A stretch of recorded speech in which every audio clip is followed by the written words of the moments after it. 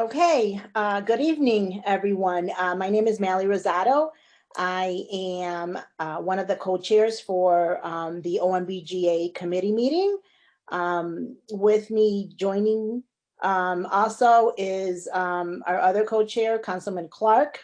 I have Councilman Gale, who's a voting member, and myself. I'm calling to order the special OMBGA committee meeting of Thursday, April 22nd, 2021, which is being broadcasted by Facebook Live and Hartford Public Access TV, Comcast Channel 96. Also with us this evening is Corporation Counsel Howard Rifkin, our Development Director, Mr. Charles Matthew. Also from Development Services is Randall Davis, along with Aaron Howard. And I have to apologize. Matthew, are you also with Development Services? No, I'm actually with Spinnaker Real Estate Partners. Okay, thank you. And also with us is Karen Murray from Councilman Clark's office. First on the agenda this evening is, and our only agenda item is Mayor Bronin with a company resolution authorizing the city to enter into a 15-year tax fixing agreement with Spinnaker Real Estate Partners, LLC on 1 North Water Street from Norwalk. And I believe we have Development Service to present, so the floor is yours. Great. Good evening. Thank you, Council President Rosado and council members. I'm especially grateful for having this special meeting tonight so we could hear this agenda item, so thank you. Yes, I'm Aaron Howard with Director of Economic Development. We have been working very closely with Spinnaker Real Estate to work on the 55 Elm Street development project, and we're super excited about it. It's been going through some of the planning and zoning historic process. Tonight before you, the request is to enter into a 15-year tax fixing agreement with Spinnaker. However, one of the changes I'm pointing out tonight is they'd like us to do business as SREP Hartford 1 LLC. I should point out that this 15-year tax fixing agreement is tied to CRDA under the CRDA statutes, so long as a development project within the capital city district receives up to at least $5 million of CRDA funding. We do have, or council has the authority to enter into a tax fixing agreement of 15 years. Typically they're 10. So I'd like to talk a little bit about the project quickly. It is an adaptive reuse of the 55 Elm Street property. It used to be served, the state of Connecticut used to have space in that building. They vacated that space in 2018. What Spinnaker is proposing is a residential rehab and potentially a hotel. And so we should talk about that a little bit. Right now, it's about 135,000 square foot building. There's also an annex building. The idea is to do 164 residential units and about 15,000 or so square feet of commercial space. We actually have a need to have hotel space, but in light of COVID, it's really tricky to kind of figure out how those numbers work and what the projections will be. The developer's preference is to go with a hotel, but in light of, again, COVID, we wanted to provide a level of flexibility. So when we pulled together this tax fixing agreement, we looked at doing a 15-year agreement on a blended percentage rate, taking into consideration both the residential and the hotel future use. So what you'll see here is a 15-year tax fixing agreement. In the first few years during construction, we fixed the value of the property, what it currently is today. I should point out that this particular property is proposed to be subdivided. So it's not, what we see today is going to turn into 3 parcels, and there's proposals for 2 new constructions. So the reason, if you look at the draft term sheet, that you have different values, it's because we work with our assessor's office to subdivide the property to figure out what a current valuation would be and what the current taxes are that are generated by the current property. So we worked off of those numbers. We looked at their pro forma and proposed a future estimated tax payment of $785,000 for this particular property. So the way we looked at this tax fixing agreement is we backed into that, and we looked at a 15-year graduated increase over a 15-year period with 5-year increments. But what I point out is from years 1 through 5, we're proposing a 6% with a minimum of what the current tax value is today, subdivided. From years 6 to 10, we bumped that up to 7.5% all of which is based on gross revenues with a minimum payment of $325. And then from years 11 through 15, we're proposing under the residential. This is a change that was originally presented to council. We're changing that to 10% for residential with a minimum of $475. And then we're also looking at, should it be a hotel in the last 5 years, we would actually flip the percentage to 9% and increase the minimum payment to $525,000. I'd like to point out the reason why we're proposing this change has more to do with incentivizing the developer. Had we had it originally as we proposed, it actually would have disincentivized the future development of the hotel rooms. And frankly, with the hotel, there's an increase in revenue, which means there's, in the long run, an increase in overall taxes that would be generated on the property. So we worked with Spinnaker over the last week and looked at these numbers and came to determination that this balanced out and actually worked in our favor, whether it was hotel or residential. We ended up getting a good tax benefit. Along with that, I would just point out that Spinnaker is working with us. They are willing to do an 80% market rate, 20% affordable housing project, looking the same of what they did on another project in the city with Park and Main. We're looking at doing workforce housing from anywhere between 80 to 120% AMI. They are agreeing to our community benefit package, which is typically the Hartford, meeting the Hartford Affirmative Action Plan, meeting the living wage, the BBWB participation, the 15-30-15, and trying to meet that goal. They have agreed to do that. Other than that, that is pretty much what we have in here. They're also, most importantly, they are going to do a contribution to an organization of our choosing of $7,500. We've done that in the past with other projects, as well as Park and Main and Dono, and so the developer has agreed to do such. With that, I am going to turn that over to Matt Everton from Spinnaker. I think it's important for y'all to see what he's actually proposing to do. And I think Matt, if you don't mind, can share his screen. He has a couple of slides where he can show you this project particularly. And the last thing I think Matt will share with you is that this is actually part of the overall Bushnell South project, which is one of our 10 transformative project areas in the Plan of Conservation and Development. And so Matt can talk a little bit about how this is the first transformative project as part of an overall redevelopment strategy in that particular area in the city. Matt?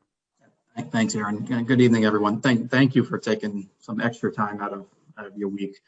As Erin mentioned, Matt with Spinnaker Real Estate Partners. We're based in Connecticut, out of South Norwalk, and have over the last few years kind of focused our efforts further upstate, starting in New Haven a few years ago, and more recently with the Park and Main project that some of you probably are, or all of you are familiar with, that's currently under construction. And about 15 months ago or so, we closed on the acquisition of 55 Elm Street and some surrounding surface parking lots with the intention of redeveloping the building first, and then hopefully putting together a master plan that everyone is comfortable with, and ultimately building out and kind of putting those surface parking lots back to a more productive use. And this is the first step.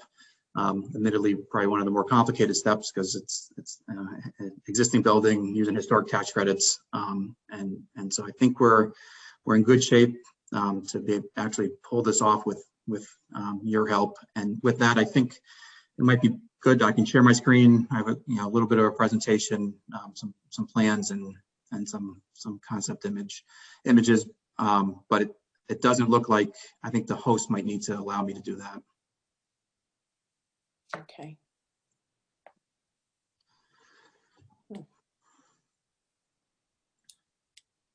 Councilman Clark? Give me a quick minute, please. And as Erin mentioned, the original plan was to include a hotel component. We're still designing the amenity space as if that's the case, and having the portion of the building that was originally, or hopefully is a hotel in the future, designed as extended stay suite. So they'll be fully furnished, and based on the infrastructure we put in place and the layouts, we'll be able to easily convert that either initially or at some point in the future to a hotel use. And so if that was the case, Erin mentioned 164 units. If it was the hotel option, it would actually be 109 apartment units and about just under 70 hotel units. Okay, I'm just waiting on Councilman Clark to, I'm sorry. that's okay. Bear with me. So you're actually gonna make Matthew a co-host?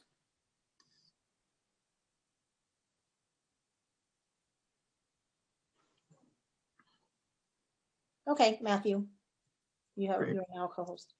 Thank you, Councilman Clark.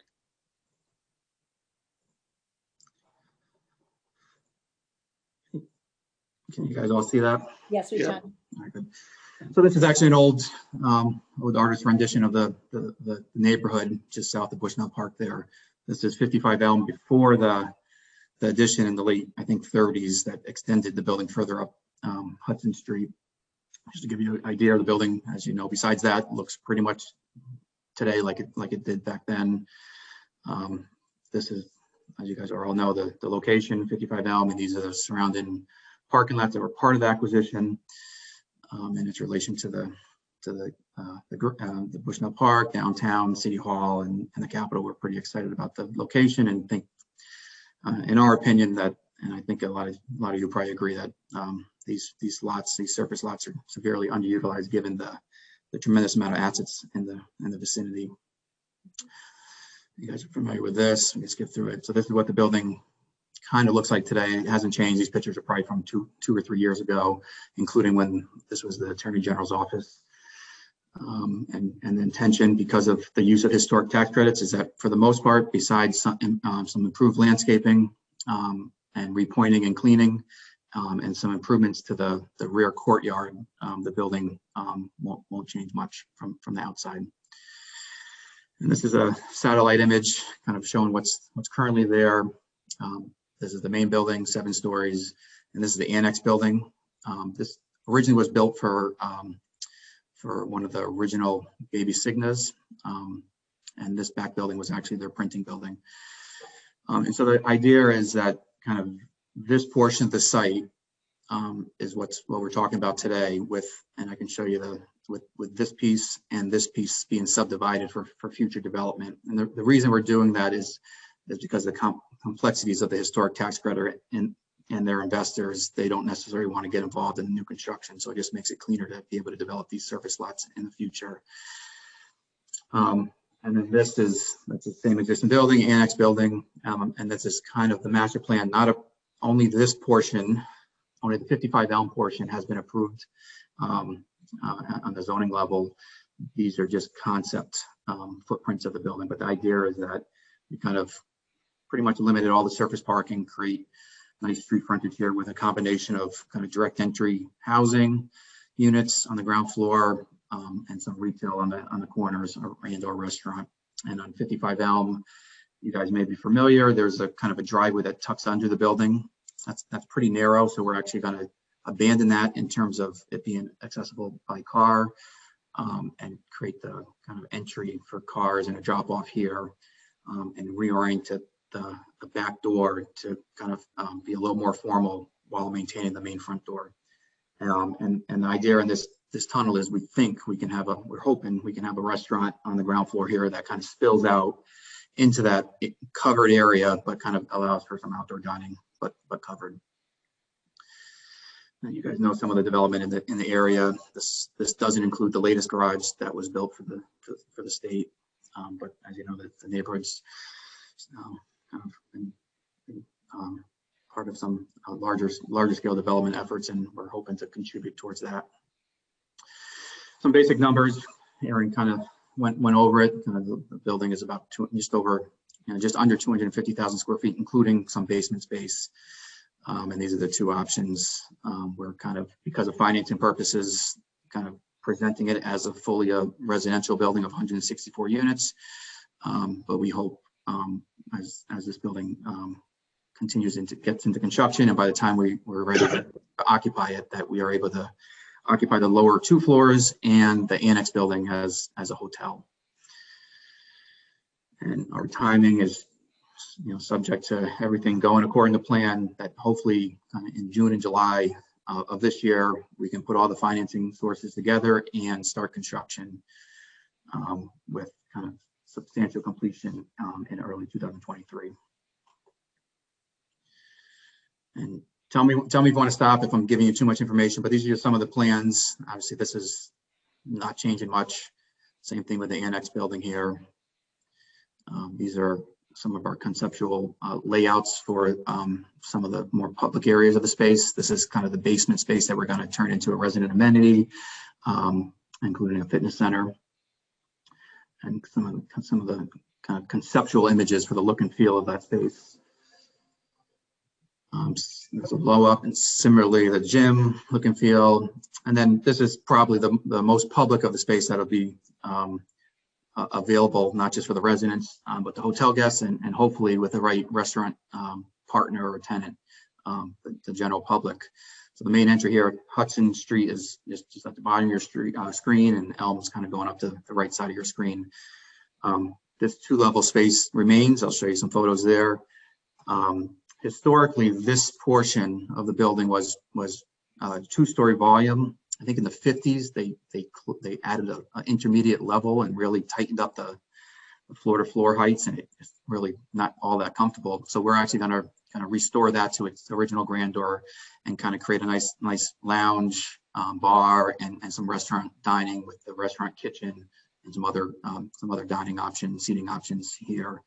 And we hope that it can, with success, it's open to the public and fills out and creates some activity outdoors in this kind of underpass here, a tunnel of the building. So this is if you've never been in the building, this is kind of that main two-story lobby. Everything remains besides changing out the carpet and removing this former security desk. And then the balance of these images are just concept images of what we hope to turn the balance of that kind of public space into. And then upstairs, overlooking that public space, we're instead of doing additional housing or apartments, we're actually trying to create kind of not quite 24/7 activity, but as round the clock activity as possible. So we have a small office component here, anticipated to be operated as a co-working facility with access to all the amenities of the hotel and apartment building, but kind of individual business owners or employees that maybe work remotely and they want to get out of their house or their apartment can come down here and work. And this is kind of the conceptual visualization of that space. And then this is, you've seen these plans. These are just, the typical floor plan for the apartment level. And this is the typical floor plan for the annex building. And we'll, regardless of it being a hotel or apartments, this layout will remain, and we'll deliver it furnished as well. So we have the flexibility in the future to do either one. And again, this is the building that we're talking about here in the background. This is Elm looking up West Avenue, or West Street, sorry. And this is just an artist rendition of what we hope to bring to you, hopefully in the future, of a second building being built on that parking lot.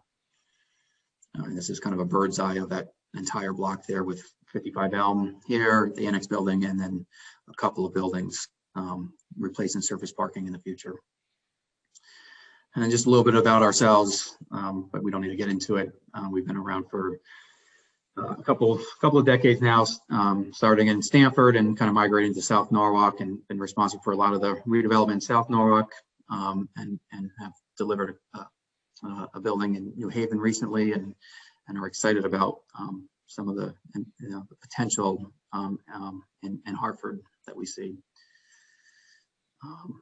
This is just some of the stuff we have going on currently, including artist rendition of Park and Main, which, as you know, is coming together, and a couple others throughout the state, including Norwalk and Bridgeport and New Haven. And then with that, I have to open it up to questions and a discussion. Wonderful. Would you be able to close this presentation? Yep. And I'm going to open up the floor to my council colleagues for questions. Councilman Gale.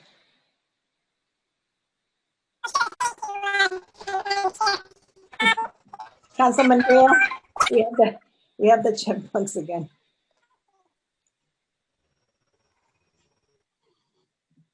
while he's logging back on, that was a wonderful presentation, Matthew. Thank you. And Aaron, for the background that you gave. Now, you stated that this was a 15-year tax abatement. Usually they're 10. How many 15-year tax abatements do we have?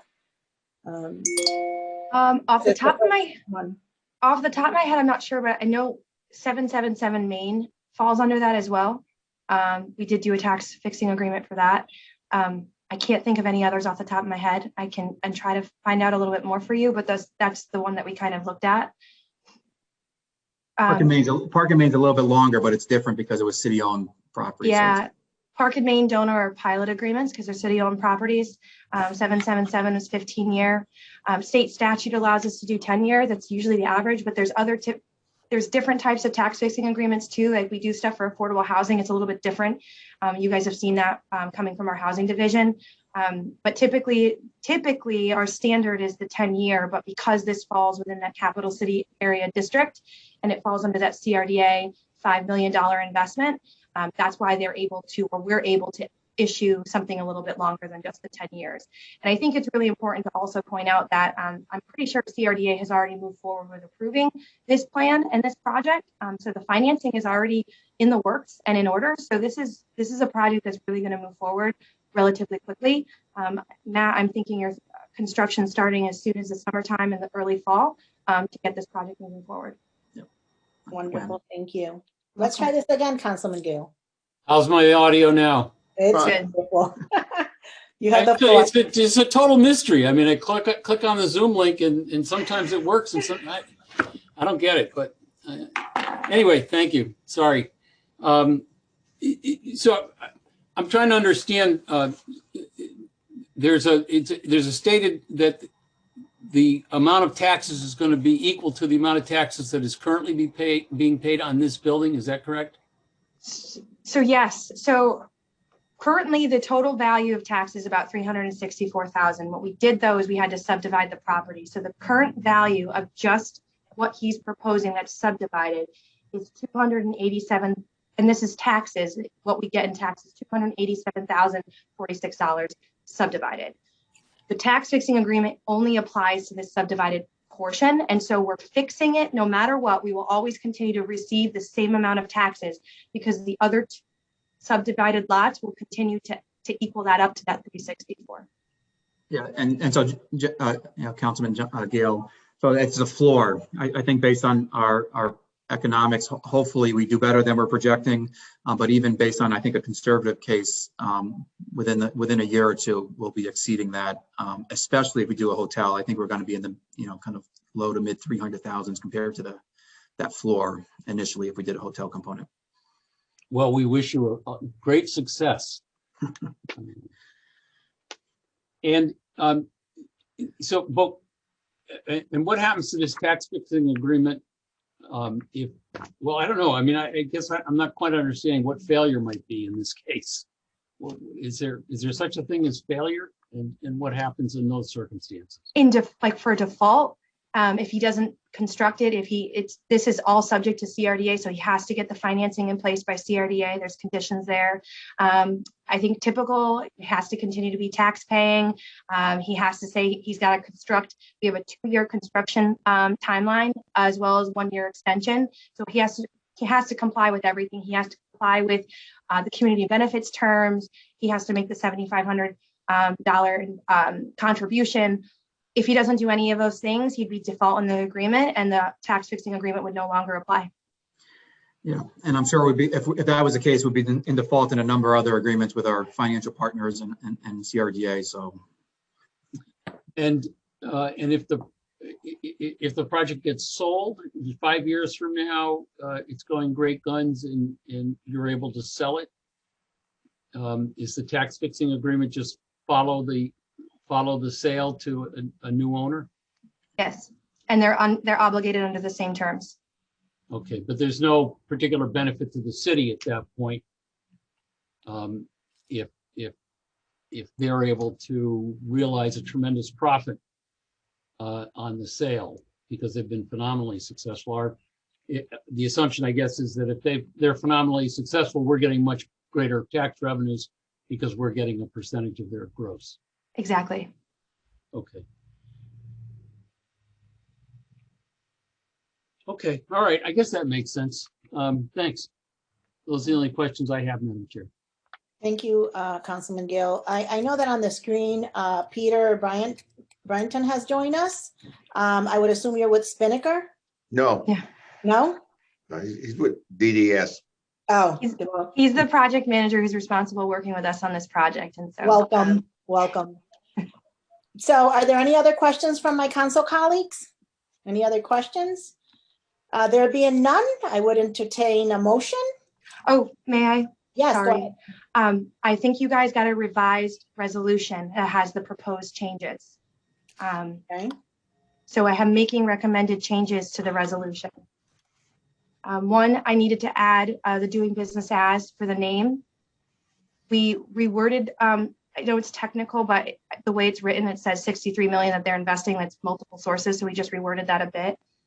We changed what was originally submitted. We had 9% for residential and 10% for hotel. We've switched that from 10% to 9% and increased the minimum for a hotel to 525,000. And then in the whereas, we included the $7,500 contribution to a designated Hartford entity. So we'd recommend moving forward with these proposed revisions to the original resolution. So, Okay. Madam Chair, Yes, if I may, I do have one more question and then I'll make a motion. you have the floor.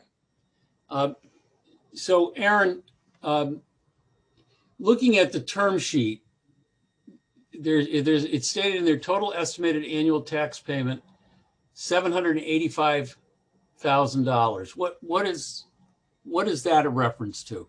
Great question. That's actually, so we should also point out that this is a residential project, which means at full tax value, it'll be assessed at a residential rate. So we looked at what the proposed development would be based upon the improvements, and we have a valuation. And I apologize, I do need to change one piece of the draft term sheet, but the complete fair market value as proposed with the renovation is about 30 million, which translates into a complete assessment of about 10.5. And based at the 35% rate for the residential, that translates into a future proposed generated tax with no tax fixing agreement at $785,245 a year, based on our current mill rate and based on what's being presented to us today. And what's our current projection for if it is indeed a $30 million valuation, what are the projected revenues and what is the projected tax to the city on those revenues? So under the residential, now looking at the base because of their projections, at residential, we're around 5.8 million for over the 15 years. And if the hotel were to happen, we're looking at a base of about 8.2 or just around 8.1, $8.2 million of tax revenue. And that's looking at his projections, throwing in the baseline that we know of with the minimums. And based on his projections, that's how we're able to come to those numbers. Can you translate that into a yearly number for him? I'm trying to compare the 785,000 to what we're likely to actually see. So let's see, at the residential rate, sorry, I'm looking at my screen over here, so I apologize if I keep turning my head. No problem. So let's say, so for year one, the first year, we have a minimum of 280. They have to pay 287. Their projections actually come in a little bit lower, so we're getting the minimum in the first year. If I jump to year 6, where we increase to 7.5%, we're looking at a total projected. Their total gross revenues that year is around 4.6 million, which translates into about $346,000 taxes. Going to year 10 or to year 11, their estimated general revenues are about 5 million, which translates into about $507,000 of tax revenue.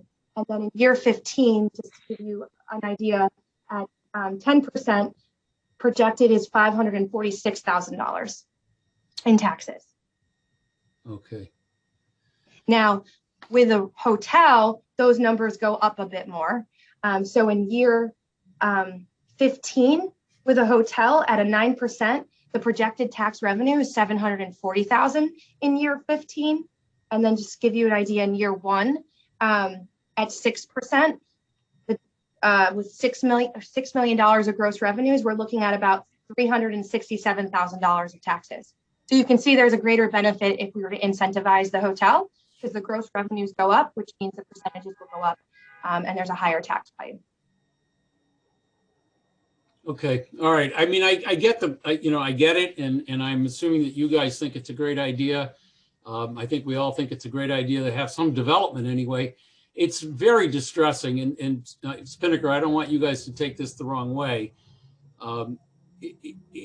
It's such a distressing state of affairs that, Aaron, you're presenting this at the residential rate of 35%, but apartment houses in Hartford don't get 35%. They're all being assessed at 70%. Single family homes and single 1, 2s, and 3s and condos are the only ones that are getting the 35%. So we've got, a bunch of people with multifamily 6-unit, 12-unit apartment buildings. They're paying 70% assessment ratios.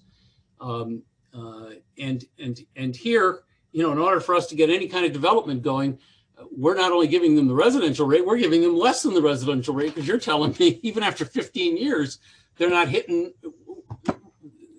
the residential rate. So again, I'm not pointing any of these comments at Spinnaker whatsoever. I'm just talking out loud as a council member, wishing that the state of Connecticut was listening to this conversation, because clearly the state of Connecticut has a responsibility to get in here and to do something to what we, ultimately have created these terribly inequitable situations. It's just, I'm not sure what the long-term answer is, but it certainly strikes me that any long-term answer involves the state of Connecticut coming to the table in a rather dramatic way, and or all 38 communities of the Greater Hartford, the central, the Krog area, coming together in some more meaningful way. But having said all of that, I'm happy to make a motion, Madam Chair, if that's what you're looking for, to move back to council the amended resolution with a favorable recommendation. I second the motion. The motion has been made and properly second. Thank you, Councilman Gale, for your comments. Any other further discussions? Just Madam President and Chair, one discussion. Can this presentation be sent to council, please? Sure. Yep, Aaron, I'll send it to you to distribute. No problem. Thank you, Matthew.